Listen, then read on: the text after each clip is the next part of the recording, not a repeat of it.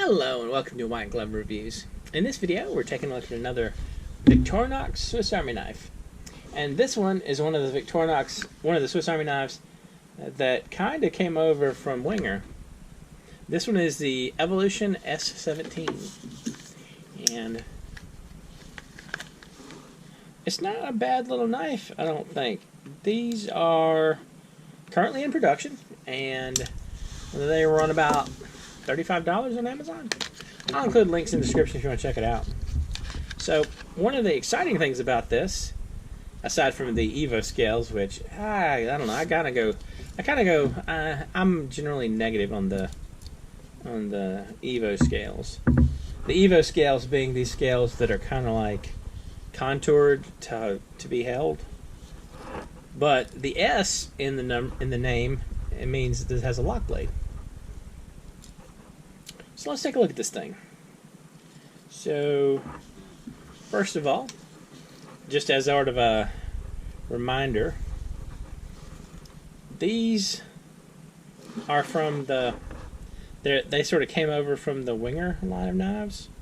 So these are 85mm instead of 91mm knives, like the standard Victorinox knives.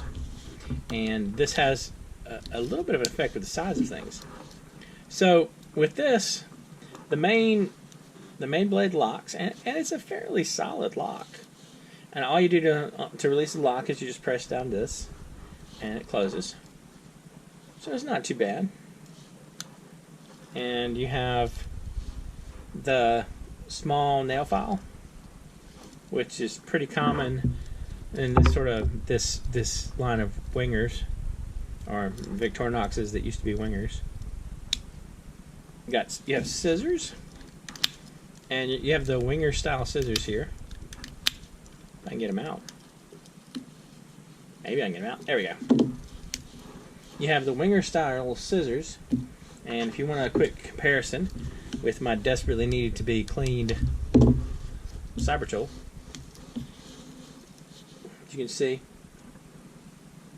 the spring for the Winger, or the Victorinox Winger, is kind of built into the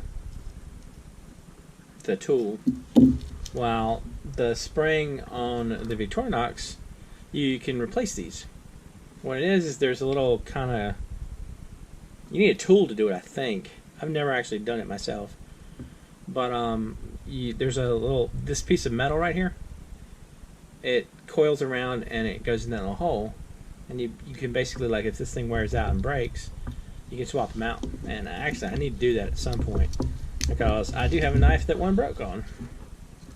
So you got that. Oh, while we're at it, if you want to compare blade sizes, there is a difference in blade size between the... Oh, wow. My knife needs to be cleaned really bad. Between the two Victorinox, the Victorinox and the Winger Victorinox, or the Victorinox Wingers. So you can see there's a little bit of a difference, and that's just from the 85 versus 91mm. So this one has a saw on it, I believe. Sadly, my cyber tool does not have a saw, and I don't think I have a knife within reach that has a saw on it that I could compare it to. But this one has a saw, which is kind of cool.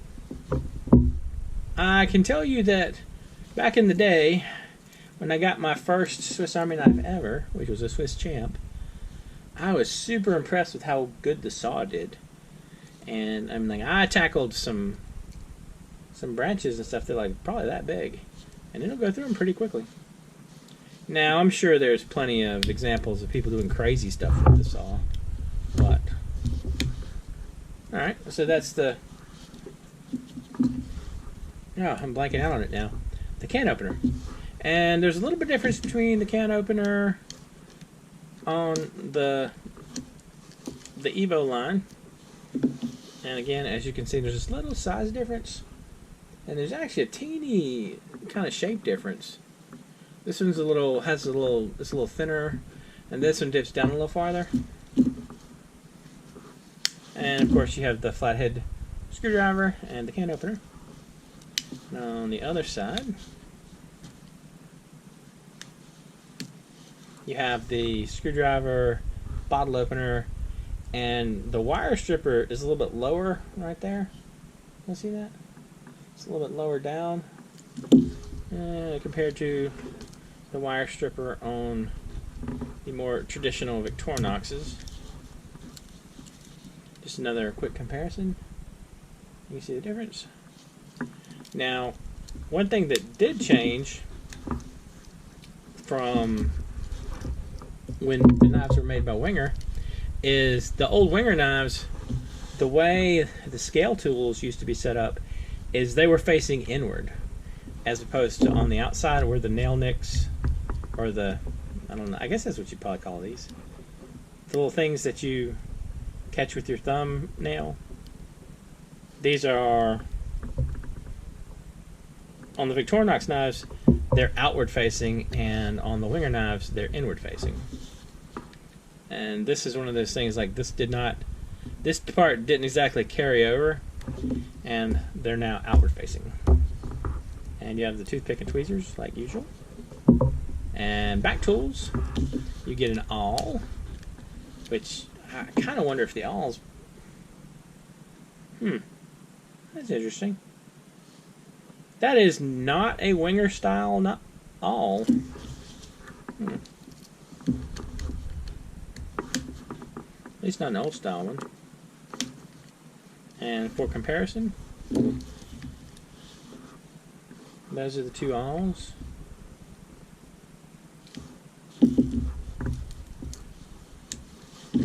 And then you have your corkscrew. And corkscrew is pretty much just normal corkscrew. I gotta tell you, I don't think I've ever actually used a corkscrew on a Swiss Army knife. I don't know. Of course, to be fair, I've never opened up a bottle of wine either, so I guess that's one of those things. I wonder if you could maybe use the corkscrew for like whittling or something.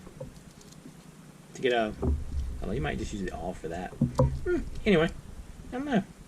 It's kind of a neat little knife though, and they're not super expensive. You get a decent amount of bang for your buck with, you know, this one. It's like $35, maybe a little less, just in that range.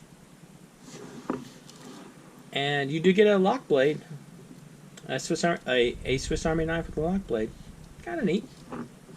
Anyway, let me know what you think.